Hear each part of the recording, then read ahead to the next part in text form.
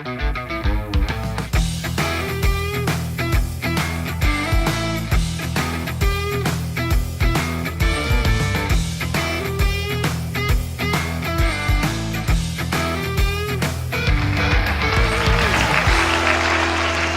up? Good news, Australia!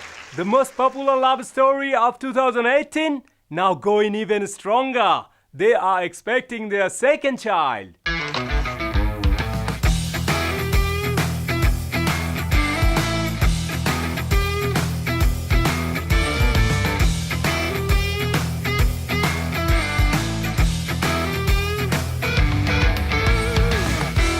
Congratulations. There was a time in Australia when two letters B and J together meant something really special. Something juicy, something creamy. You probably realized by now that I'm not talking about Bachelor of Journalism. I'm talking about Ben and Jerry's delicious ice cream. That's what BJ meant to Australian people, but not anymore. BJ is now the short form of Burnaby Joyce, the most commonly used slang in Australia. Back in old days, we used to have many other slangs like asshole, fucker, and many others, but we don't use them anymore.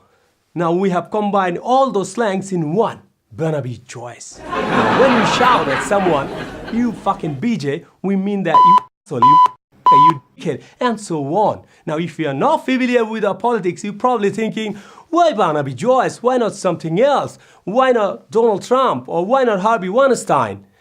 The reason is we love Australian-made products. And why would we import something when we have got our own? Now, if you are familiar with our politics, you probably have realized by now that I'm talking about our former Deputy Prime Minister, Burnaby Joyce, who was involved in a scandal with one of his staff member, Vicky Campion. What made it really ugly, how they went on in the media about that scandal. When media claimed that Vicky was pregnant with Burnaby's child, Burnaby came out and said he may not be the father of that child. In a bizarre effort to take the heat off, Burnaby told a newspaper that it was possible the baby wasn't his. What necessarily meant that Burnaby was aware that someone else was also banging Vicky at the same time he was. Later, Vicky somehow convinced Burnaby that it was him who made her pregnant, not the other guy, so Burnaby came out and said he will take that child as his own and he has no intention to go for a paternity test. Prime Minister, let's just address the elephant in the room. You've not commented yet on front page newspaper reports today that you are in a relationship with one of your former staffers who is expecting your child. Is that accurate? Well, Lee, what I want to do is make sure that private matters remain private. I mean, quite obviously, I don't think it profits anybody to drag private matters out into the public arena. I can't quite fathom why basically a pregnant lady walking across the road deserves a front page. I don't know what the political purpose is to that. And so it's a private matter, and I don't think it helps me. I don't think it helps my family. I don't think it helps anybody in the future. For us to start making this part of a sort of a public discussion. So as much as I can, I will keep private matters private. Well, Burnaby kept private things private until Channel 7 came up with his offer of $150,000 for a TV interview.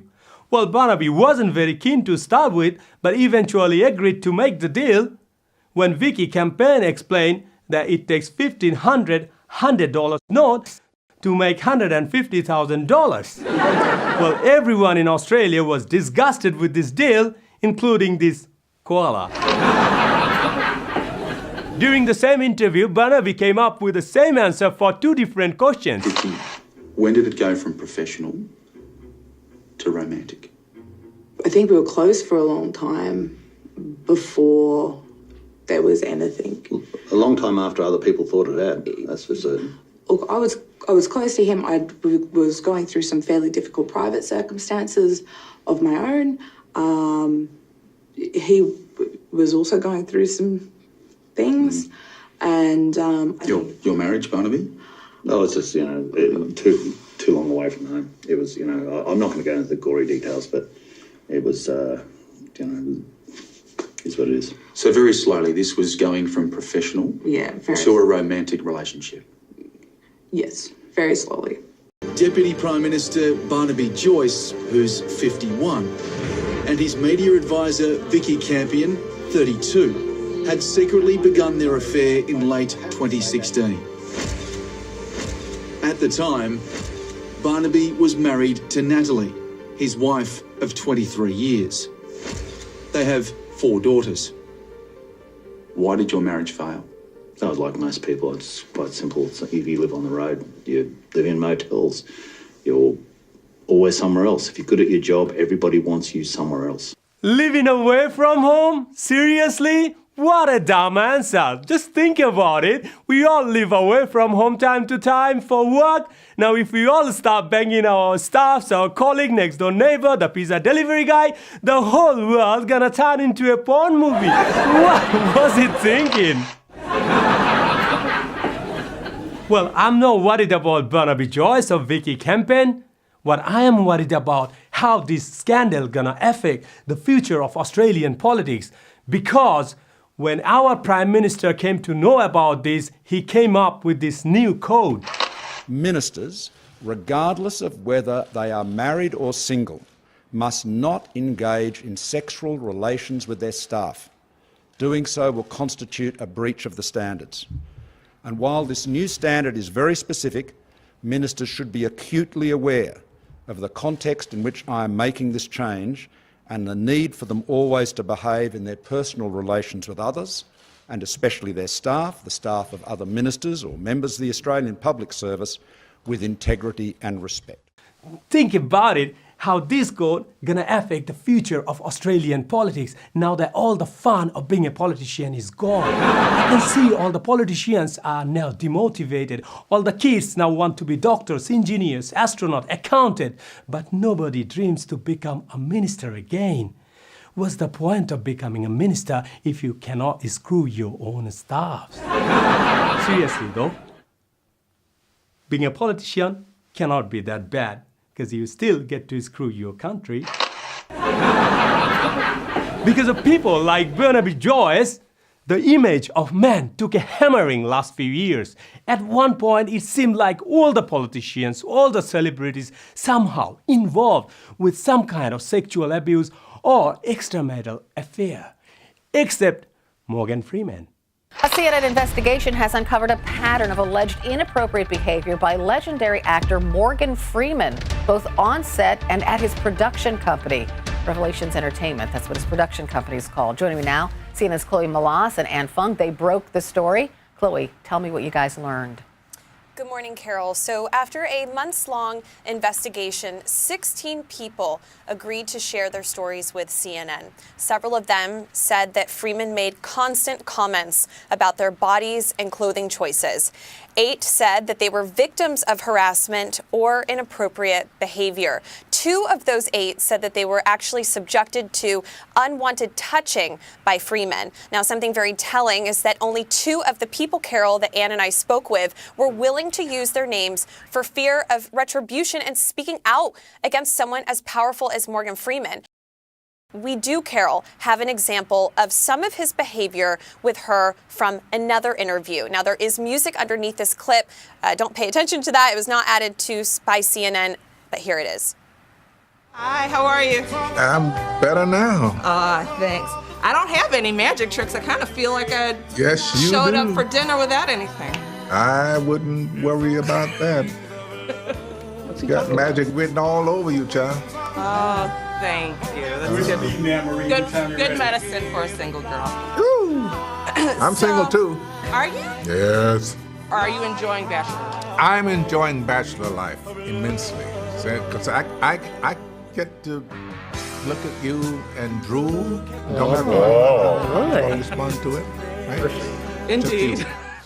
It's everyone now. Donald Trump, Harvey Weinstein, Kevin Spacey, Morgan Freeman, the Easter Bunny, everyone. Do these guys even know how because of their action, men around the world suffers? You know what my wife's response was when I told her that I'm gonna have my own comedy show? She was like, oh, I'm not good enough for you anymore. Now you want to become famous so that you can fuck other women. I mean, what the fuck, man? Now, if you are a man and you still think the world is not fucked up enough for you, I have got news for you. The priest we have been all confessing to is selling us out. Yes, he is selling all our information in open market. Britain's data protection watchdog is seeking a search warrant for the company accused of misusing information it gathered from millions of Facebook users. Cambridge Analytica is a political consultancy based in London, but owned by a UAE-linked company. It's accused of gaining unauthorized access to the data of 50 million Facebook users. Facebook confirmed Tuesday it shares data with at least 4 Chinese companies. That includes world number 3 smartphone maker Huawei. It's a company that U.S. intelligence is focused on over concerns of national security. The list also includes Oppo, TCL, and Lenovo.